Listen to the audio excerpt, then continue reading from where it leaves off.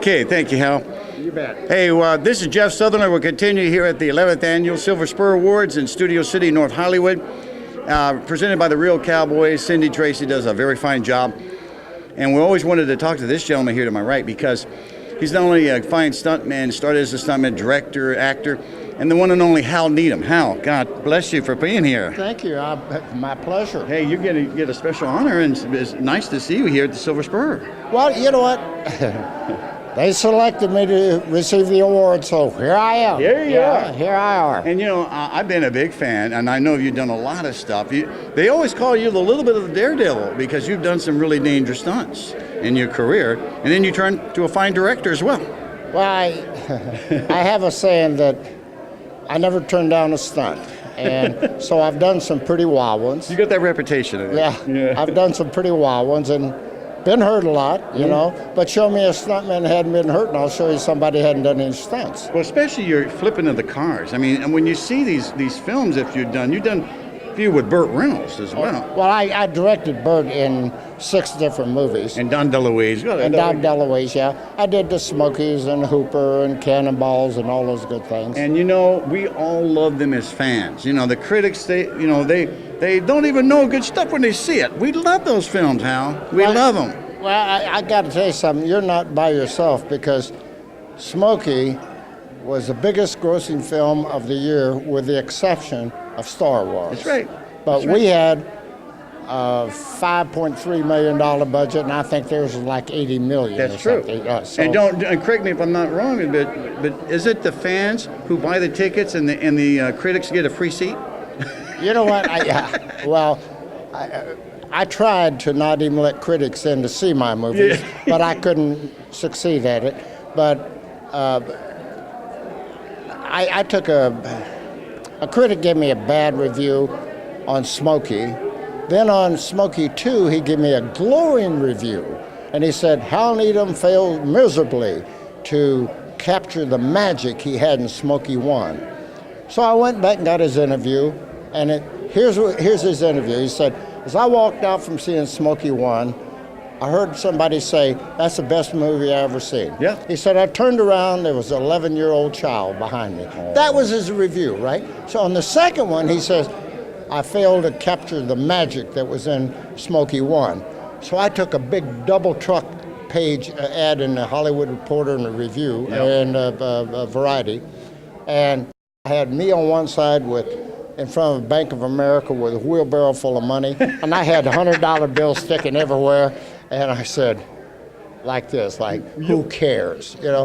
Well, you're magical in that because what happened originally, I believe Jerry Reed, we just lost Jerry Reed too, it was very sad. Yeah. But Jerry Reed was originally geared for the Smokey, the Bandit.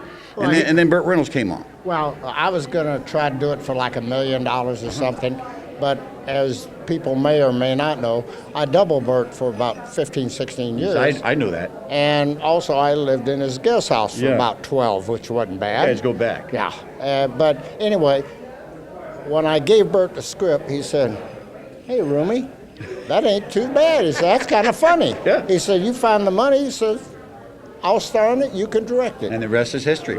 And another brilliant thing was putting Jackie Gleason, because Jackie Gleason, we all love him for The Honeymooners and all the things he'd done, the great one. But you put him in there, it launched another career for Jackie. And Jackie was just so brilliant in that. You know what? That's strange. You're one of the few people I've talked to that know that after The Honeymooners, which I saw every one ever made. Me too. After The Honeymooners, his career kind of went down. I know. And he wasn't doing anything. It's amazing to me, too. So I sent him a script. He called me up and he said, what makes you think I would do this script? And I said, well, Mr. Gleason, I said, I wrote it, I'm going to direct it. So there's nothing etched in stone. I said, I'm a fan, and there's a very funny part if you want to do the sheriff. It is. He says, I'll do it.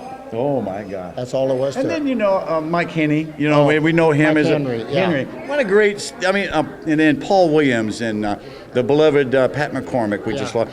You know, you put a cast of characters together along with the 2-time Academy Award Sally Fields, you got a pretty funny picture there. And that you know, that picture launched the sales of Trans Ams. It did so many things, the Smokey and the Bandit movies. Trans Am's, their sales chart looked like this, or going the other way, looked like this.